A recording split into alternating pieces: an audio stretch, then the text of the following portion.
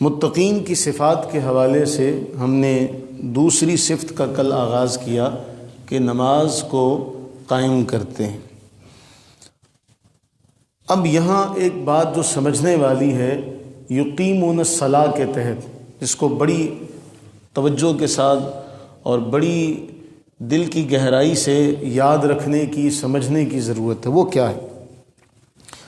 میں بات کو بہت پیچھے سے شروع کرتا ہوں۔ ہمارے ہاں کچھ لوگ، کچھ ایسے طبقات بھی ہیں جن کے بارے میں یہ کہا جائے کہ یہ احساس محرومی کا شکار ہے۔ کس چیز کا شکار ہے؟ احساس محرومی کا۔ اب وہ احساس محرومی ہے کیا؟ کوئی ڈاکٹر ہے، وہ ہزاروں روپیہ فیس لے رہا ہے، وہ انجینئر ہے، وہ ہزاروں روپیہ فیس لے رہا ہے، لاکھوں کی تنخواہ ماہانہ لے رہا ہے، لیکن وہ جو اہمیت علاقائی سطح پر ایک امام مسجد کو ہے، وہ ڈاکٹر کو نہیں مل سکتی کبھی بھی۔ وہ لاکھوں کماتا ہے، لیکن وہ نا جس طرح ہم نے چند دن پہلے پڑھا تھا کہ کچھ عبداللہ ہوتے ہیں اور کچھ عبد دینار ہوتے ہیں۔ تو جو عبد دینار ہو جاتا ہے نا، وہ ڈاکٹر بن کے بھی، وکیل بن کے بھی، انجینئر بن کے بھی، اس کی بھوک جو ہوتی نا، وہ ہرس نہیں مٹتی، الا ماشاءاللہ، سب کی بات نہیں ہو رہی۔ وہ جو عبد دینار ہے، وہ یہ دیکھتا ہے کہ یار مولوی بیٹھا ہے اور اس کے سامنے لوگ بیٹھے اس کو سن رہے ہوتے ہیں، اور یہی وہ ہماری جو تھی نا، ہمارے معاشرے کا ایک وہ پہلو تھا، وہ ستون تھا جس پر انگریز نے نقب زنی کی۔ پھر کبھی انشاءاللہ اس پر تفصیل سے بات کروں گا۔ تو اب اس کے دل میں آتا ہے جی میں بھی کوئی ایسا کام کروں کہ جس طرح لوگ اس کو بیٹھ کے سنتے ہیں، میں بھی کوئی ایسا کام کروں لوگ مجھے بھی بیٹھ کے سنیں۔ چونکہ اس فیلڈ میں کوئی قدغن نہیں ہے، جس کا جی چاہے گا وہ منہ اٹھا کے چلا آئے گا اور بیٹھ جائے گا، اس کو کوئی چیک اینڈ بیلنس نہیں کیا جائے گا۔ یہی آپ کسی ڈاکٹر کے پاس جا کے آپ کوئی مشورہ دے دیں نا، دوسرا مریض بیٹھا ہو تو وہ ڈاکٹر آپ کے گلے پڑ جائے گا، تو کون ہوتا ہے، میں کس لیے بیٹھا ہوں یہاں پہ۔ اب یہی لوگ جب دین میں آتے ہیں تو پھر دین کے اندر ایک طریقے سے نہیں آتے، ایک طریقے سے نہیں آتے، جو وے ہے آنے کا، جو رستہ ہے وہاں سے نہیں آتے، بلکہ اپنی منمانی سے کہ جی ہم دین میں آئے تو ہماری مرضی سے دین جو ہے اس کو ہم اپنی مرضی سے سمجھیں گے۔ اور پھر ہوتا کیا ہے کہ پھر ایسے پڑھے لکھے لوگ جو اصل میں یتیم العلم ہیں اور احساس محرومی کا شکار ہیں، احساس کمتری کا شکار ہیں، ان کا پہلا نشانہ یہ ہوتا ہے جی قرآن سب چیزوں کا بیان ہے، تبیان لکل شیء، اس مفصلہ اس قرآن کی صفت ہے، اس میں سب کچھ اللہ نے ذکر کر دیا، اس میں کسی شے کا بیان نہیں چھوڑا، ہمیں حدیث کی ضرورت ہی نہیں ہے۔ یعنی معاملہ پھر شروع ہوتا ہے انکار حدیث سے، اور اصل میں وہ حدیث کا انکار نہیں کر رہے ہوتے، وہ قرآن کا ہی انکار کر رہے ہوتے ہیں، لیکن اپنے طور پہ یہ بٹھا رہے ہوتے ہیں لوگوں کے ذہن میں، دیکھو جی حدیثیں، اور ان بیچاروں کو یہ بھی پتہ نہیں ہوتا، وہ لوگوں کو بٹھا کے کہہ رہے ہوتے ہیں دیکھو جی حدیثیں تو بہت بعد میں شروع ہوئی تھی نا، اللہ کے نبی علیہ السلام کے 200 سال کے بعد بخاری جو تھی وہ لکھی گئی، تو 200 سال کے بعد بخاری جب لکھی جا رہی ہے تو اس میں کون سی کوئی تحقیقی روایت ہوگی؟ اب اس یتیم العلم کو یہ بھی نہیں پتا کہ حدیث کی سب سے پہلی کتاب صحیح بخاری کب ہے۔ اور وہ جو اعتراض کرتے ہیں وہ کہتے ہیں جی 200 سال کے درمیانی عرصے میں کچھ لکھا نہیں گیا، تو آپ ان کو یہ حدیث سنائیے گا۔ ابو داؤد شریفہ کی یہ روایت ہے، اور حضرت عبداللہ بن عمر رضی اللہ تعالی عنہما، عمر بن عاص کے بیٹے حضرت سیدنا عبداللہ، ایک عبداللہ بن عمر ہیں، عمر فاروق رضی اللہ عنہ کے بیٹے، اور ایک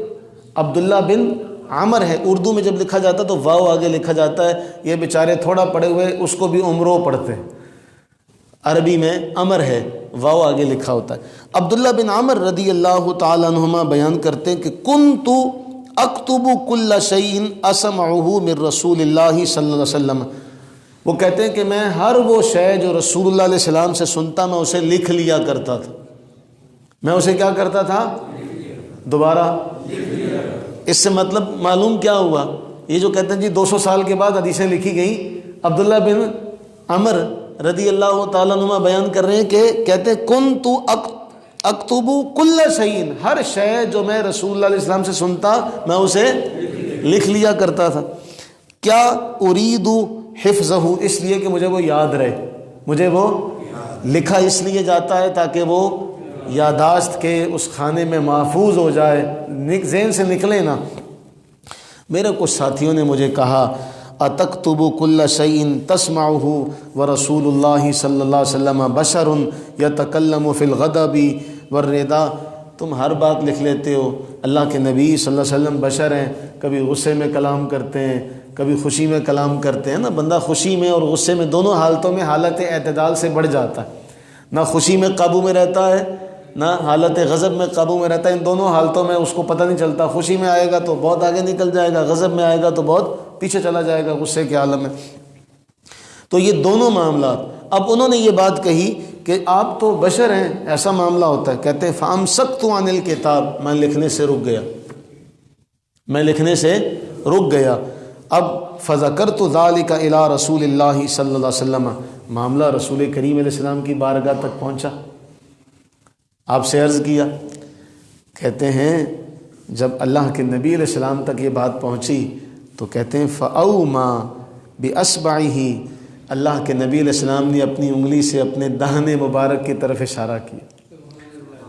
اپنے منہ مبارک کی طرف اشارہ کر کے فرمایا اکتب، اے عبداللہ لکھا کرو، فَوَالَّذِي نَفْسِي بِيَدِهِ مَا يَخْرُجُ مِنْهُ إِلَّا حَقٌّ، اس ذات کی قسم ہے جس کے قبضے میں میری جان ہے، یہاں سے سوائے حق کے کچھ نہیں نکلتا، اس منہ سے سوائے حق کے کچھ نہیں نکلتا۔ ایک تو وہ جملہ، یہ لوگوں کا معاملہ نہیں ہے، ان کو ہوگا کہ حالت خوشی میں اور حالت غصہ میں اعتدال سے آگے چلے جائیں، یہاں تو اللہ کے نبی علیہ السلام نے خود خبر دی۔ کچھ اللہ والے ایسے بھی ہوتے ہیں، وہ بات کہہ دیں، لو اقسم علی اللہ، اگر وہ اللہ پہ قسم اٹھا لیں نا، اللہ کی بات کر دیں قسم اٹھا کے، تو اللہ اسے ضرور پورا کرتا ہے۔ تو پھر امام الانبیاء، ایک تو یہ بھی مغالطہ ذہن سے نکال دو کہ بھئی لوگوں کا معاملہ غصے میں خوشی میں، میرا معاملہ ان جیسا نہیں۔ اور دوسری جو اہم بات کہ حضرت عبداللہ لکھا کرتے تھے، پہلے بھی لکھا کرتے تھے، بعد میں بھی، پھر تو ان کو لکھنے کا کس نے کہا؟ اچھا، پہلے تو حدیث تقریری تھی کہ وہ لکھا کرتے تھے اور رسول اللہ علیہ السلام اس پر خاموش رہے، یعنی آپ نے قولاً فعلاً، حدیث تین طرح کی ہے نا، ہم نے پڑھا ہے، ایک وہ جو آپ نے زبان سے فرمایا، دوسرا وہ جو آپ نے کیا، تیسرا آپ کے سامنے کسی نے کوئی کام کیا، آپ نے اس پر خاموشی اختیار کی، حدیث تقریری ہے۔ پہلے تو ان کا عمل حدیث تقریری تھا کہ اللہ کے نبی علیہ السلام خاموش تھے اور وہ لکھا کرتے، بعد میں تو پھر آپ کا حکم ہو گیا اکتب، کہ تم لکھا کرو، تو پھر اس کا معنی کہ رسول اللہ علیہ السلام کی حیات طیبہ میں ہی احادیث طیبہ لکھی جا رہی ہیں۔ یہ کہتے ہیں جی 200 سال بعد لکھی گئی، تو پھر یہ لوگ علمی اعتبار سے بیچارے کم علم ہیں، یتیم العلم ہیں، احساس کمتری کے مارے ہیں، اور اگر یہ اتنے ہی کمپیٹنٹ ہوتے تو پھر یہ اپنی فیلڈ میں نام پیدا کرتے، اور اگر اپنی فیلڈ میں، یہ انجینئرنگ میں اور ڈاکٹر کی فیلڈ میں، اگر یہ بغیر اس عرصے کو پورا کیے ڈاکٹر انجینئر نہیں کہلا سکتے، ایک نصاب کو پڑھے بغیر، تو پھر اس کا بھی ایک نصاب ہے، اس کا بھی ایک طریقہ کار ہے۔ یہ تو نہیں کہ آپ نے بازار سے کتاب لی اور بازار سے کتاب لے کے آپ نے اپنے نام کے ساتھ علامہ کا ٹائٹل لگا لیا، 4 لوگ اکٹھے کر لیے، ایک کیمرہ لے لیا اور اس کیمرے کے سامنے بیٹھ کے آپ نے لیکچر ریکارڈ کر دیا، چند دن میں آپ مشہور ہو جائیں گے۔ تو یہ مشہور، تو پھر وہ ٹک ٹاکر بھی مشہور ہیں، وہ بھی مشہور ہیں۔